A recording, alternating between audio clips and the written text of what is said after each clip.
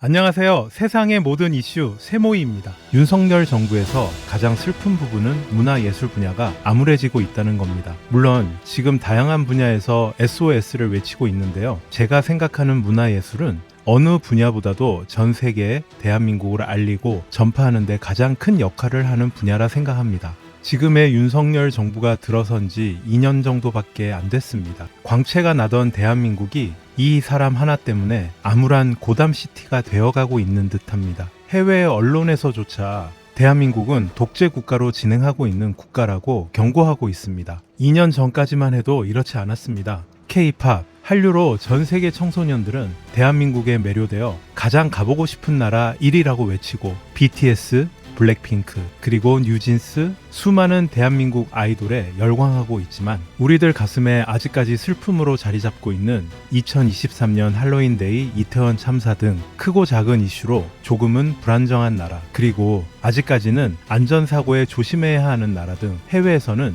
윤석열 정부의 대한민국을 올바르지 않은 나라 운영으로 어떤 변수로 위험이 생길 수 있다라는 평가를 받고 있습니다. 이 대목이 윤석열 정부에서 가장 슬픈 부분일 듯합니다. 전 세계 젊은이들이 대한민국을 방문하고 현장에서 대한민국의 문화를 경험하고 느끼는 평화로운 환경을 만들어야 하는데 윤 정부는 북한과의 관계를 악화시켜 전쟁의 위기를 조성하고 있습니다. 참 한심한 정부입니다. 한 나라의 문화를 통해 전 세계가 그 나라를 알아가고 더욱 깊이 공부하게 되고 역사를 알게 되면서 긍정적인 마음으로 방문하고 여행과 소통을 통해서 친밀감을 높이고 긍정적인 소중한 추억을 주변 친구들에게 전파하면서 대한민국의 국격이 높아진다라고 생각하는데요. 지금의 한류가 그런 강한 힘이었습니다.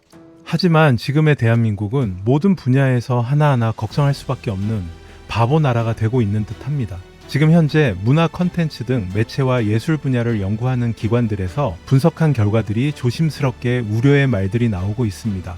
K-팝 시장에서도 인기 아이돌 위주의 K-팝 시장의 성장 가능성에 대한 의문을 제기하였습니다. 제작비 증가와 태국, 터키 등 아시아 여러 국가에서 다양한 컨텐츠 강화로 경쟁자까지 등장하고 있습니다. BTS, 블랙핑크 등 소수 인기 그룹 중심의 글로벌 K-팝 시장에 태국, 터키 등 아시아 국가의 아이돌 산업 및 해외 국가의 드라마 경쟁력 상승 등이 K 컨텐츠의 걸림돌로 지목되고 있고, 향후 K 컨텐츠 전망은 현재보다 희망적이지 않다라는 전문가들의 의견이 발표되고 있습니다. 유건식 건국대 언론홍보대학원 견임 교수와 남승석 연세대 매체와 예술연구소 연구교수는 지난달 28일 한국문화융합학회의 글로벌 OTT 시대 K 컨텐츠의 경쟁력과 한류의 위험 요인이라는 논문을 게재했습니다.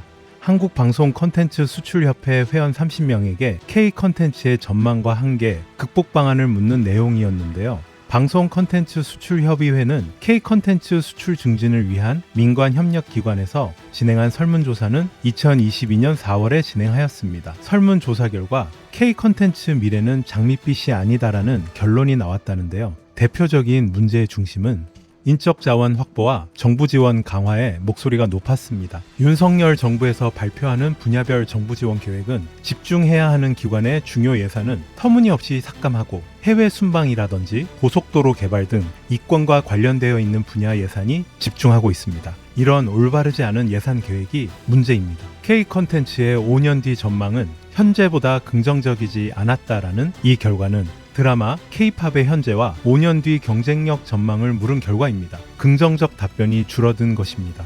K-팝 전망과 관련해서도 부정적 의견이 나왔는데요. BTS, 블랙핑크 등 일부 아이돌 의존도가 높기 때문이고, 응답자 전원이 K-팝 시장에 대해 BTS, 블랙핑크 등 소수에 의존하는 경향이라고 평가했으며, 상위 아티스트에 편중된 산업으로 아티스트 개인의 인적 리스크에 취약하다라고 말하고 있습니다.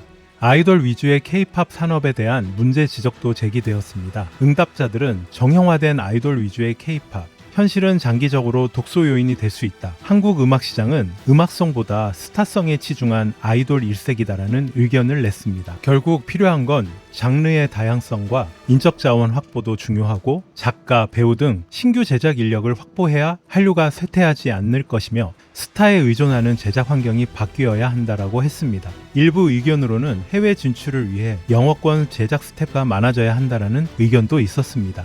연구진과 참석자 모두 가장 중요한 부분은 정부 지원이 강화되어야 하고 정부가 K-콘텐츠 신시장 개척을 위한 지원에 적극 나서야 한다라고 했습니다. 가장 시급한 건 정부가 국가의 이미지 개선을 위해 다른 국가와의 관계에서 부정적인 정서를 해소해야 할 필요가 있으며 영상 산업의 발전을 위한 경쟁력을 강화하기 위한 규제 완화와 재정적 지원이 필요하다라고 또 강조했습니다. 그리고 문화예술 분야와 맞닿아 있는, 그래서 영향을 받아 결을 같이 하고 있는 대한민국 언론에 대해서도 심각할 정도의 언론 탄압이 이루어지고 있습니다. 한국 사회를 떠들썩하게 했던 채널A 검언 유착 의혹 사건, 그리고 지난달 13일 뉴욕타임스 인터내셔널판 일면에서는 한국 정부가 언론 검열에 대한 우려 속에 가짜 뉴스를 겨냥하다라는 제목의 기사를 실었습니다. 검사 출신 대통령이 취임한 뒤 검경이 가짜 뉴스를 이유로 언론사와 언론인 가택을 반복해서 압수수색하고 있다며 이는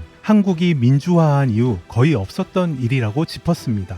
지난 7일에는 미국 국영 매체인 미국의 소리 기사에서는 윤석열 정부가 비판적인 언론인과 매체를 기록적인 속도로 형사 고발하고 있다라고 전했습니다. 앞서 미국의 저명한 시사주간지 뉴요커는 9월 30일 우려스러운 한국의 민주주의 훼손이라는 기사에서 윤석열 정부의 언론 탄압 형태는 많은 이들에게 과거 군사 독재 시대를 떠올리게 한다라고 비판하였습니다.